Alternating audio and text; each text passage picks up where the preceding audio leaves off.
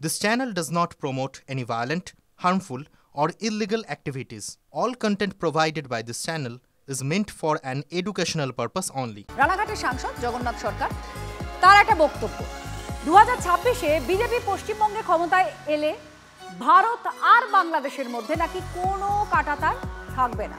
জগন্নাথ সরকারের এই মন্তব্য আর সোশ্যাল মিডিয়ায় তীব্রভাবে ছড়িয়ে পড়েছে, ভাইরাল হয়েছে। আর তৃণমূল হই হই করে মাঠে নেমেও পড়েছে। অভিষেক বন্দ্যোপাধ্যায় বিজেপি সাংসদদের মন্তব্য পোস্ট করেছেন এবং তিনি লিখছেন, বিজেপি ভণ্ডামি আর বিশ্বাসঘাতকতার বিপজ্জনক মিশেল।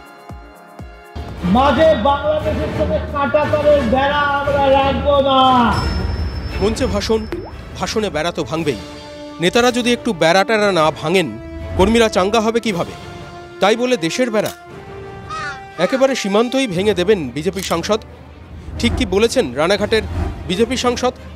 আমরা কথা দিচ্ছি যে এবার যদি আমরা জিতি, মাঝে বাংলাদেশের সঙ্গে কাঁটাতারের বেড়া আমরা রাখবো না। এক ছিল, আগামী দিন এক হয়ে যাবে। তৃণমূল লোপ্পা বলের মতো বক্তব্যটাকে লুফে নিয়েছে। অভিষেক বন্দ্যোপাধ্যায় সামাজিক মাধ্যমে পোস্ট করে তীব্র নিশানা করেছেন বিজেপিকে। এতদিন বিজেপি বলতেও বাংলাদেশিদের অনুপ্রবেশ করাচ্ছে তৃণমূল। জগন্নাথের বক্তব্যকে হাতিয়ার করে তৃণমূল এবার পাল্টা বলছে বিজেপি আসলে বাংলাদেশকে ভারতে অনুপ্রবেশ করাতে চাইছে। যদিও জগন্নাথ সরকারের দাবি তার কথার ভিন্ন মানে করা হয়েছে। এক মুখ দিয়ে বলছে ঘুষপেটিও অনুপ্রবেশকারী, আর অন্য মুখ দিয়ে তাদের এমপি বলছে সীমান্তটাই তুলে দেবো, দুদেশ আগের মতো এক হয়ে যাবে। সেই জন্যই অভিষেক বন্দ্যোপাধ্যায় একটা স্পর্শকাতর বিষয় তিনি এটা নিয়ে দৃষ্টি আকর্ষণ করেছেন, প্রতিবাদ করেছেন।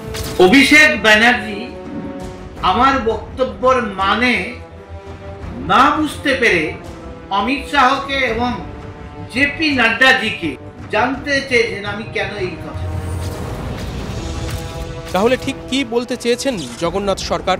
তুমুল বিতর্কের পর ব্যাখ্যা দিয়েছেন বিজেপি সাংসদ। ভারতীয় জনতা পার্টি আসলে পরে যোগীজির রাজত্ব যেমন সুশাসন ফিরেছে, তার চেয়ে উন্নত বাংলা হবে।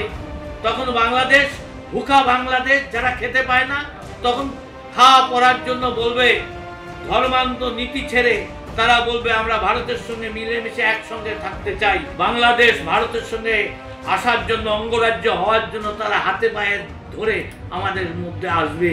আর তাই তখন কাঁটাতারের বেড়া থাকবে না। বিজেপি আসলে এতটাই উন্নয়ন করব, এই কথার মানে এইটা। যদিও নিজের দলের সাংসদের এমন বক্তব্যে সাফাই দিতে গিয়ে যথেষ্টই বেগ পেতে হয়েছে বিজেপি নেতৃত্বকে। আমার মনে হয় কোনোভাবে তিনি মিসকোটেড হয়েছেন।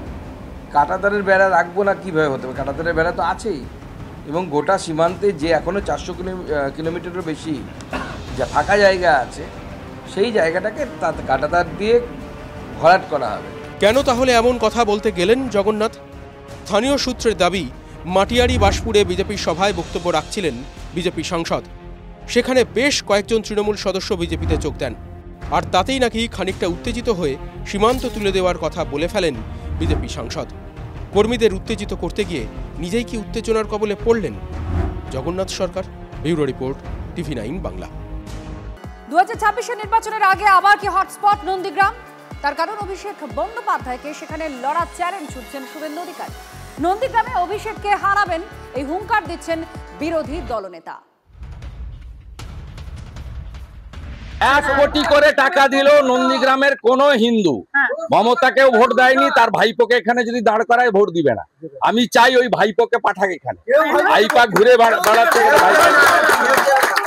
চোর ভাইপো অভিষেককে এখানে দাঁড় করাক, আমি চাই।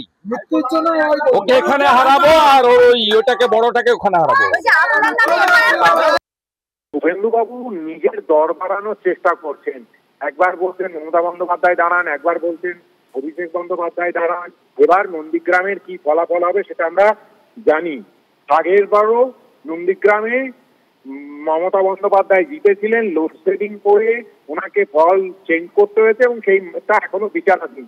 অতএব বাংলার মানুষ জানে নন্দীগ্রামে কি ঘটেছিল।